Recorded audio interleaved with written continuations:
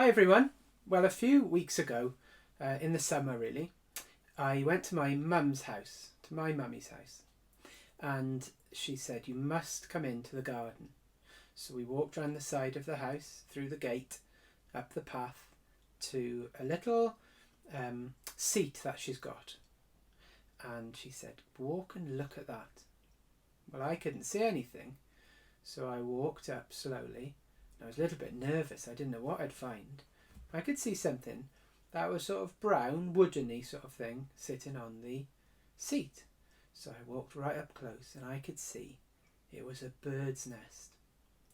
It must have fallen out of the tree onto the floor, and she'd watched it for a couple of days and no birds came.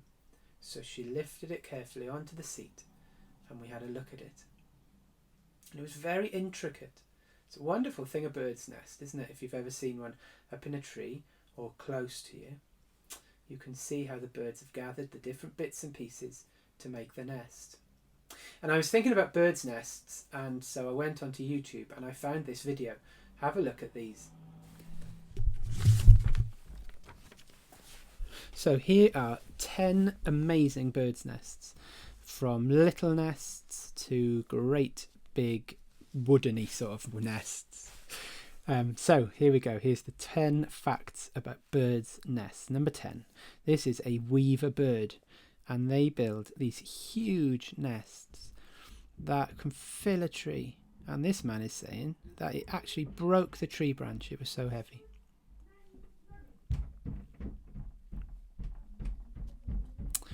Number 9.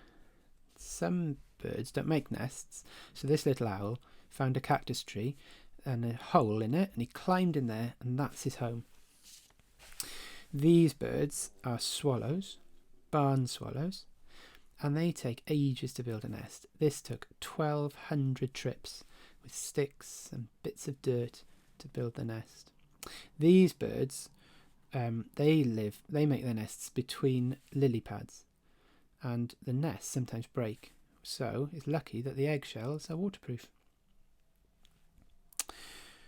This is a bird that makes a nest out of its own spit.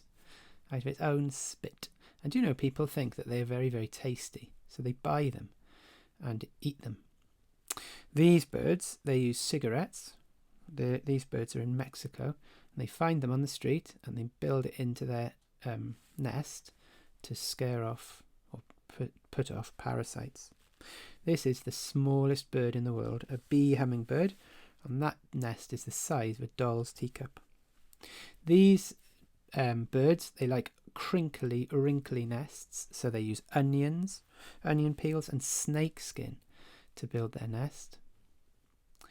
These are falcons, and most birds make a new nest every year, but these birds keep the same nest as their mum and dad and their grandpa and their great-grandpa, and actually, look, 2,500 years old, they're using the same nest.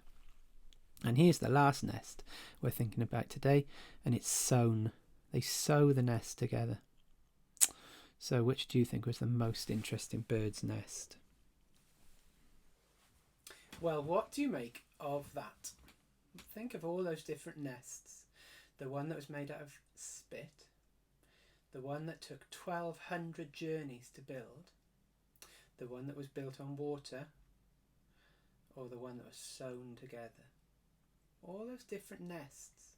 The one we think of normally is one made of twigs, isn't it?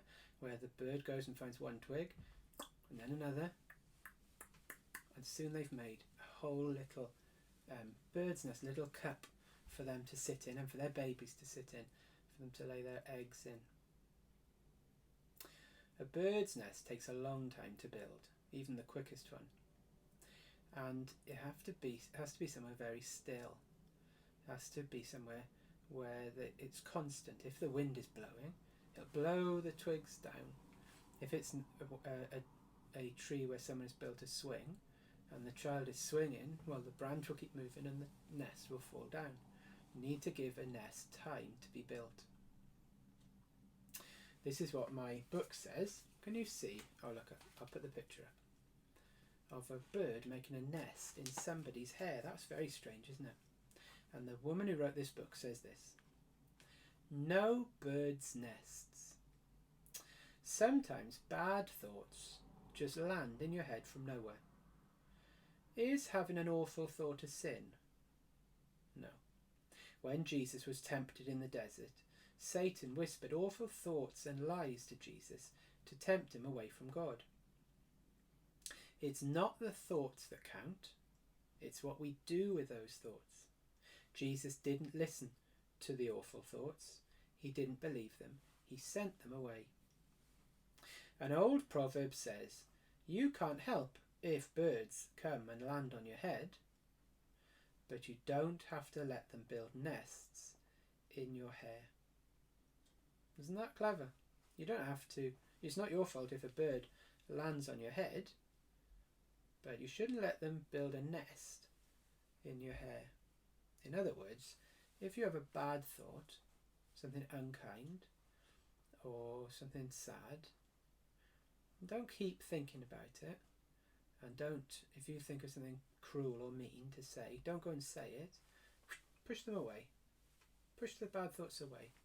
Don't let them build a nest in your hair. There's a good antidote, a good alternative that the Bible says, and it's this. Whatever is true, whatever is noble, whatever is right, whatever is pure, whatever is lovely, whatever is admirable, think on these things. That's what the Bible tells me.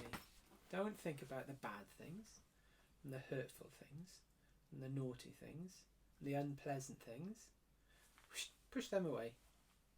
If anything is good, or noble, or kind, think on these things. Well, shall we pray? Loving God, we thank you for this day and for all the good things that we've thought about.